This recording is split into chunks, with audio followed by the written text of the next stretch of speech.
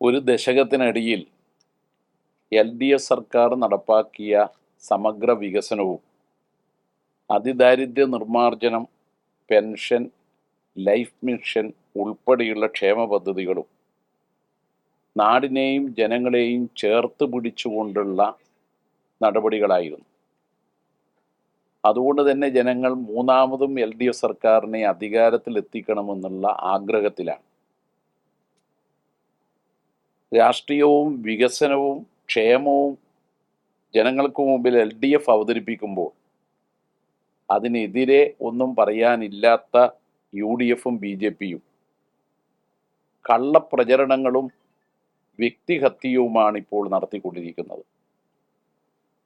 1.10 ലക്ഷം കോടി രൂപയുടെ വികസന പദ്ധതികൾ കിഫ്ബി മുഖേന നടപ്പാക്കി.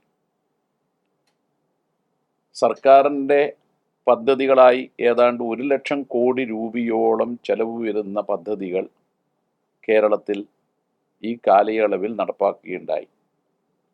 അങ്ങനെയാണ് റോഡുകളും പാലങ്ങളും മികച്ചതായി മാറിയത്. സ്കൂൾ കെട്ടിടങ്ങളും ആശുപത്രി കെട്ടിടങ്ങളും ഉൾപ്പെടെയുള്ള നിരവധി മേഖല പുരോഗതിയിലേക്ക് വളർന്നു വരികയുണ്ടായി. എന്നാൽ ഇതിനെയൊക്കെ തമസ്കരിക്കുകയാണ് യഥാർത്ഥത്തിൽ വലതുപക്ഷ മാധ്യമങ്ങളും വലതുപക്ഷ രാഷ്ട്രീയ പാർട്ടികളും ചെയ്യുന്നത്. 10 വർഷത്തിനിടയിൽ പവർ കട്ടോ ലോഡ് ഷെഡിങ്ങോ ഉണ്ടായില്ല. ഭവനരഹിതരായ പാവങ്ങൾക്ക് 5 ലക്ഷം വീടുകളാണ് നിർമ്മിച്ചു നൽകിയത്. മറ്റൊരു ഇടവും താമസിക്കാനില്ലാത്തവർ ബാങ്കുകളിൽ നിന്ന് വായ്പയെടുത്ത് ജപ്തി നടപടികൾ നേരിടേണ്ടി വരികയാണെങ്കിൽ അവരെ സംരക്ഷിക്കാനാണ് രാജ്യത്താദ്യമായി ഏക കിടപ്പാട സംരക്ഷണ നിയമം കൊണ്ടുവന്നത്.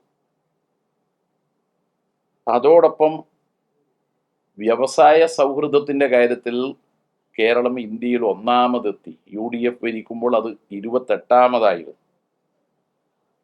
കർഷകരുടെ ക്ഷേമം ലക്ഷ്യമാക്കിയാണ് 22,932 കോടി രൂപയുടെ വിവിധ വികസന പദ്ധതികൾ നടപ്പാക്കിയത്.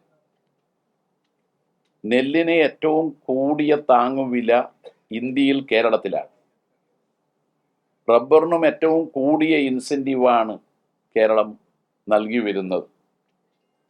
പച്ചക്കറിക്ക് തറവില നിശ്ചയിച്ചത് കേരളത്തിലാണ്. അത് ഇന്ത്യയിൽ ആദ്യമാണ് താൻ.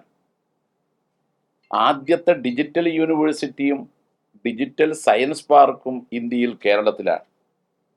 ശ്രീനാരായണ ഗുരുവിൻ്റെ പേരിലാണ് ഒരു ഓപ്പൺ സർവകലാശാല കേരളത്തിൽ ആരംഭിച്ചത്.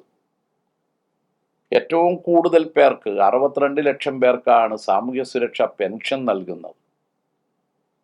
ഏറ്റവും കൂടുതൽ തുകയാണ്, മറ്റൊരു സംസ്ഥാനത്തും നൽകാത്ത തുകയാണ് പ്രതിമാസം 2000 രൂപ വീതം കുടിശ്ശികയില്ലാതെ കേരളത്തിൽ പെൻഷനായി നൽകി വരുന്നത്. 4.25 ലക്ഷത്തോളം പേർക്കാണ് പട്ടയം നൽകിയത്.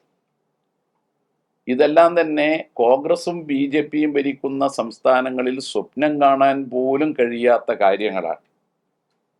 എന്നാൽ നുണകൾ കൊണ്ട് ഈ വികസന നേട്ടങ്ങളെ മറച്ചുപിടിക്കാനുള്ള പാഴ്ശ്രമം VD സതീശൻ തുടങ്ങി ഇപ്പോൾ KC വേണുഗോപാൽ ആവർത്തിക്കുകയും ചെയ്യുന്നു.